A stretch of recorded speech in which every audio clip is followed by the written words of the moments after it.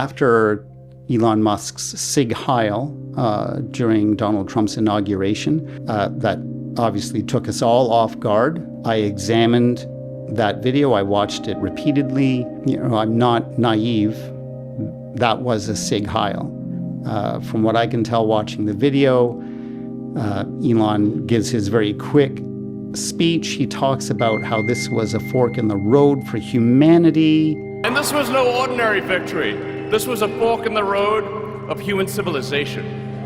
And then he SIEG HEILed. He looked at the audience. He saw that nobody SIEG HEILed him back.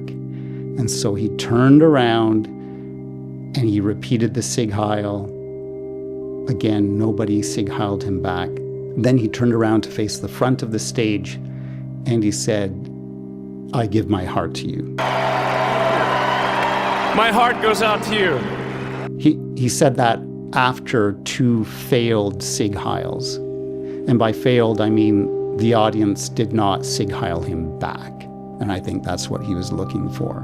So I can't know that. I can't declare that that's what was happening for sure, but that's what appears to me to have happened. I also did my diligence. I looked into his family background, why his grandparents left Canada and traveled to South Africa, of all places. Her parents, by the way, were very fanatical in favor of apartheid. This is quite interesting. Her parents came to South Africa from Canada because they sympathized with the Afrikaner government. Okay. They used to support Hitler and all that sort of stuff. But they didn't know, obviously, I don't think they knew what the Nazis were doing. But they in Canada, they were in the German party in Canada, and they sympathized with the Germans. Yeah. So when the Afrikaners government came into power here in 1948, then Maye's father, who was quite an interesting guy, he was a very good pilot, he said he wants to be with the Afrikaners because he agrees with apartheid, you see.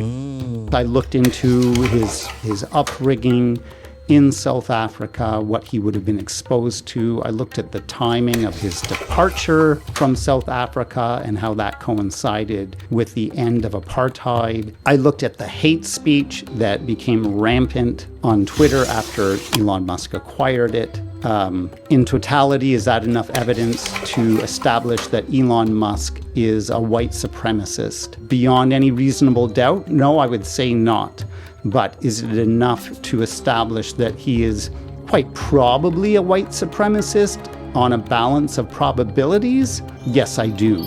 And that's all that is required for me to make decisions. So at that point, I decided near the end of January, after taking time to do my diligence and to look into the situation, I dumped every single share of my Tesla stock. I have also canceled premium connectivity on our vehicles. I'm not going to sell them. I suspect at this point, our vehicles are pretty much worthless. But they're not worthless as vehicles. They're pretty good vehicles. We also have full self-driving, lifetime supercharging on one of them. So we're not going to just walk away from those investments. So I've chosen to just get this sticker here, kind of a subtle sticker, but one that establishes that we do not support Elon Musk's political endeavors.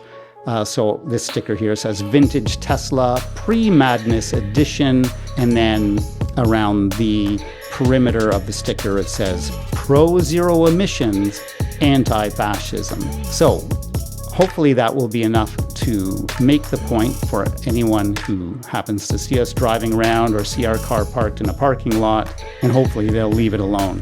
The anti-Tesla sentiment is not waning at all. It's just ramping up, even as the Justice Department threatens to come after demonstrators who are against the Trump-allied billionaire. That's not deterring anything.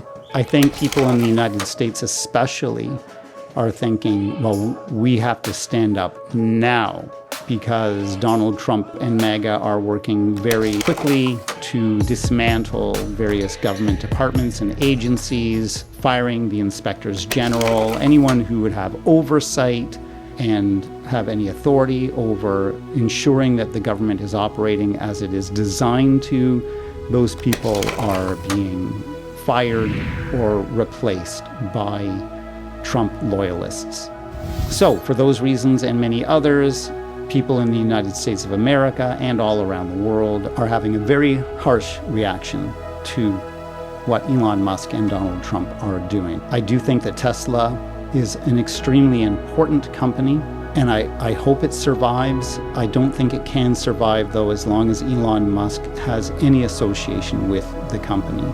So let me know what you think in the comments below, and I will see you in the next one.